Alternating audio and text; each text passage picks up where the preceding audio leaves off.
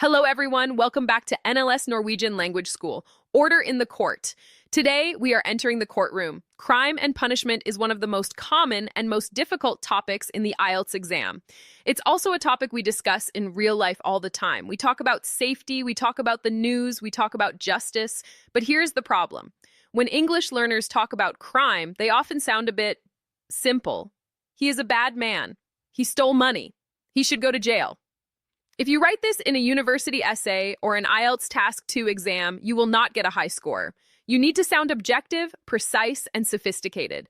Today, I'm going to teach you 15 high-level words related to law, crime, and justice. We are going to move beyond jail and talk about incarceration. We won't just say stop crime, we will talk about deterrence. I want you to think like a lawyer today. Are you ready? Let's look at the evidence. First, let's talk about young people committing crimes. Don't say young criminals or bad kids. The academic term is juvenile delinquency. Juvenile means young person. Delinquency means minor crime or bad behavior. Lack of parental supervision is a major cause of juvenile delinquency. Sport programs are effective in reducing juvenile delinquency in rough neighborhoods. This is a huge topic in IELTS. Make sure you can spell it. Not all crimes are murder or robbery. What about stealing a wallet or graffiti? We call these small, minor offenses petty crime. Petty means of little importance. Tourists should be aware of petty crime like pickpocketing in the city center. The police don't have enough resources to investigate every petty crime. It's the opposite of a serious crime or a felony. And what about crimes committed by rich people in offices? Fraud, tax evasion, stealing company money. We call this white-collar crime because they wear white shirts, suits, not blue shirts, manual workers. White-collar crime often costs the economy more than street crime. He was arrested for white-collar crime involving millions of dollars in fraud. This adds great variety to your vocabulary.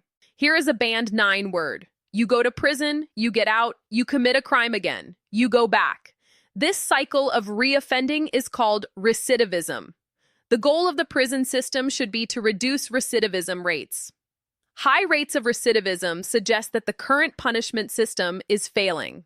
If you use this word in an essay about prisons, the examiner will love you. When a crime is happening everywhere, don't just say, it is common. Use prevalent. It means widespread in a particular area at a particular time. Drug abuse is becoming increasingly prevalent among teenagers. Cybercrime is far more prevalent now than it was 10 years ago. It's a sophisticated adjective for common. Okay, they caught the criminal. Where do they go? To prison. But the formal noun for the state of being in prison is incarceration.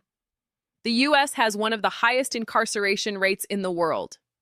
Critics argue that mass incarceration does not solve social problems. It sounds much more academic than putting people in jail. Why do we punish people? We want to scare them so they don't do it again. Something that discourages you from doing something is a deterrent. Many people believe that the death penalty acts as a deterrent to serious crime. Security cameras are an effective deterrent against shoplifting. This is the core argument for punishment. But is fear enough? Many argue we should help criminals change, learn skills, and become better citizens. This process is rehabilitation. Prisons should focus on rehabilitation rather than just punishment. Through education and therapy, the rehabilitation of offenders is possible. This is the most common debate in IELTS Task 2, punishment versus rehabilitation. Now, the most serious punishment of all, the death penalty. In formal English, we call it capital punishment. Capital punishment has been abolished in most European countries. There is a heated ethical debate surrounding capital punishment. Even if you disagree with it, you need to know the term. What about physical punishment, like hitting a child or beating a prisoner? This is corporal punishment. Corporal relates to the body, corpus. Corporal punishment is banned in schools in many parts of the world. Some parents still believe that corporal punishment is necessary for discipline. Be careful not to confuse capital, death, with corporal, physical pain. Laws don't just appear. The government writes them. The collection of laws or the act of making laws is legislation. The government introduced new legislation to combat online fraud. Strict legislation is required to protect the environment. Don't just say new laws, say new legislation. A law is useless if nobody follows it. The police must make sure people obey. They enforce the law. It is the job of the police to enforce the speed limit.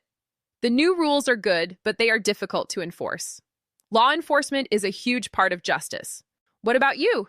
You follow the rules. You don't commit crimes. You are a law-abiding citizen. Abide means to accept or follow. Law-abiding citizens should not be afraid of the police. The new tax policy hurts ordinary law-abiding families. This is a great positive adjective. What makes a good judge? They don't take sides. They are fair. The word is impartial, not partial, neutral. A judge must remain impartial throughout the trial. We need an impartial investigation to find the truth. If a judge is not impartial, there is no justice. Finally, a complex legal phrase. Sometimes a person commits a crime, but there is a reason that makes it less bad. Maybe they were starving or under extreme stress. These are mitigating circumstances, factors that lessen the severity of the crime. The judge gave him a lighter sentence due to mitigating circumstances. Poverty is often cited as a mitigating circumstance in theft cases. Using this phrase shows extremely high proficiency. So, the court is adjourned. What is the verdict on your vocabulary? Do you feel ready to discuss recidivism, legislation, and rehabilitation? These words transform you. They take you from someone simply describing bad things to someone analyzing the complex machinery of society. But remember, the law is strict. If you break the rules of grammar or if you neglect your vocabulary, the penalty is a low score. Just kidding. But seriously, practice is the only law that matters in language learning. If you need a lawyer, a teacher, to help you navigate the rules of English, we are here for you. At NLS Norwegian Language School, we help you build your case for fluency. Whether you need to pass the IELTS exam to emigrate, or you want to improve your professional legal or business English, join our small group classes to debate these topics and improve your speaking confidence. Or book one-on-one private lessons if you need specific help with writing or grammar. We are flexible. We run seasonal courses, spring, summer, autumn, winter, but you can register by the week. There is no life sentence here. You study when it suits you. So become a law-abiding student of English. Call us today at 9081-4756 or visit nlsnorwegian.no to register. Don't be guilty of lazy English. Call 9081-4756. Thank you for watching. Stay out of trouble, and I'll see you in the next video.